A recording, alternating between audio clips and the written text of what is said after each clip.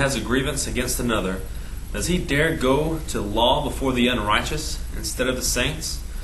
Or do you not know that the saints will judge the world?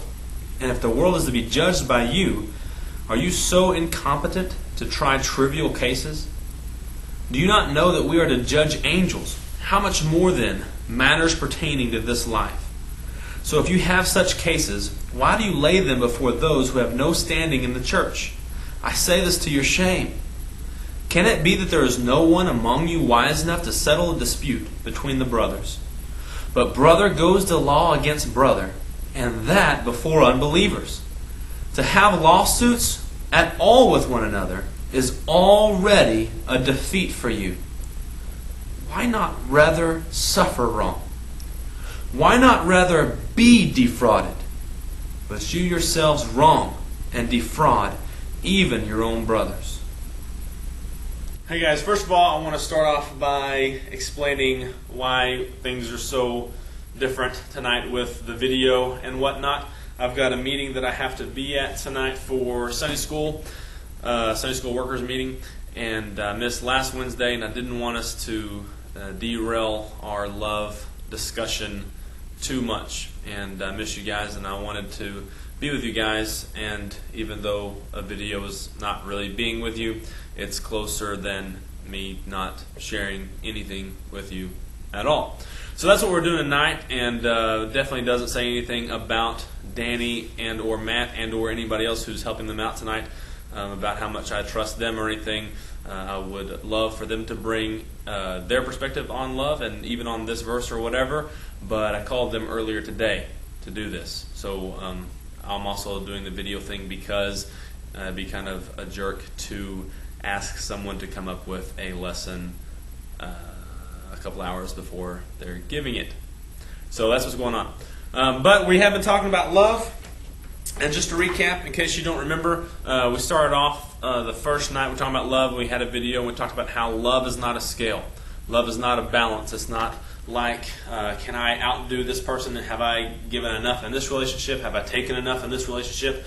You know, to focus on what we've done or what we haven't done in a relationship, to see love as a scale like that, that's not really love. That's really focusing on ourselves. And love is looking at other people and focusing on other people. So we talked about that love is not a scale. And if there's a scale in your relationships, if you're keeping tally of how many times you've been wronged in that relationship or how many times you've outdone the other person in love, then whatever that is, it's not love. I saw it in me as, selfishness disguised within duty. That I was just doing my duty in relationships, but still being selfish enough to keep count of how many times I've been outdone or outdone the other person. And that's just not love. That's not the love that Jesus showed us on the cross. That God demonstrates His own love for us, and that while we were yet sinners, Christ died for us. So we talked about that. Love's not a scale. Talked then that love is not sex. Sex is not making love. It's not the art of making love. Love is not sex. Then the last time we were together, we talked about another passage out of 1 Corinthians that said, knowledge puffs up, but love builds up. And we talked about how if all we do is learn about love while we're talking about love in this series of love, if we just learn all of what love really is, and we learn what heavenly love is supposed to look like, and we get all the things down right in our brains, but we don't love, then we've totally missed it. And 1 Corinthians is hardcore about that. 1 Corinthians is 1 Corinthians 13. That's the love chapter where it says, love is patient, love is kind, love, blah, blah, blah, blah. And it says, if I do all these things, if I give my body to be burned, if I give everything that I have to the poor, if I do all these things, but I don't actually love in doing those things, then I'm just a noisy gong or a clashing cymbal, just a creaking of a rusty gate. I'm nothing. I'm bankrupt if I don't have love. So if we're bankrupt without it, then that's what we're studying right now, is what is love. And man, it's been so good for me to meditate these past few weeks on what love is. And man, I really want to encourage you to do that too. To if you can, try to remember throughout the week that we're in a series on love.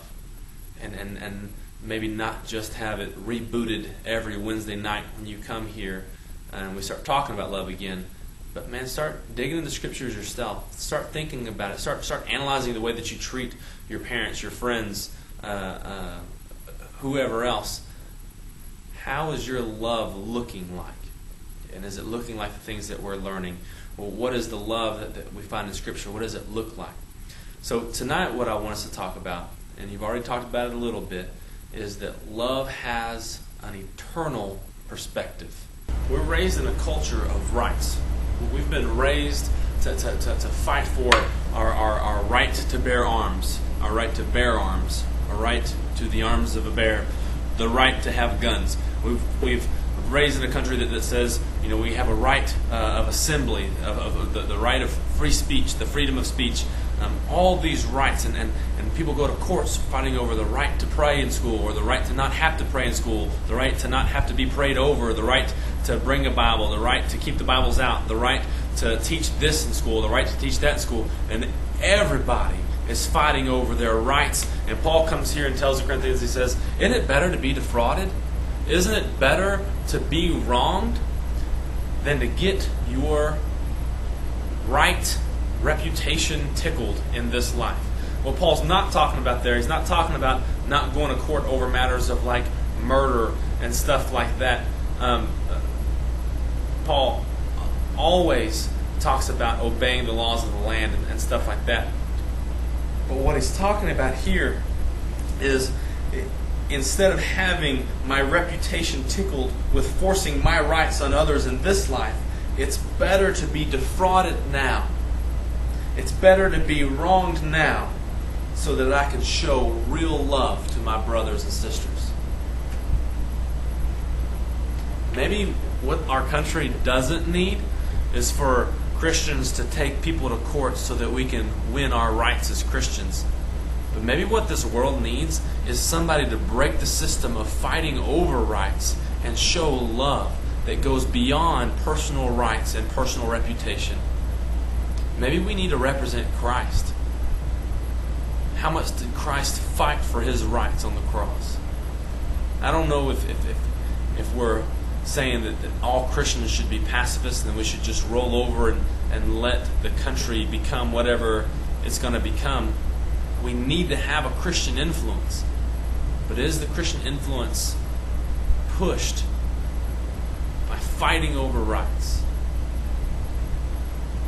Love has an eternal perspective that sees beyond, am I getting what I deserve?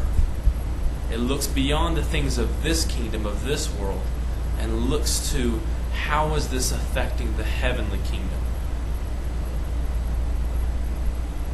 Love doesn't always make sense to this world. Love is eternal. It deals with eternal things, not just temporal things.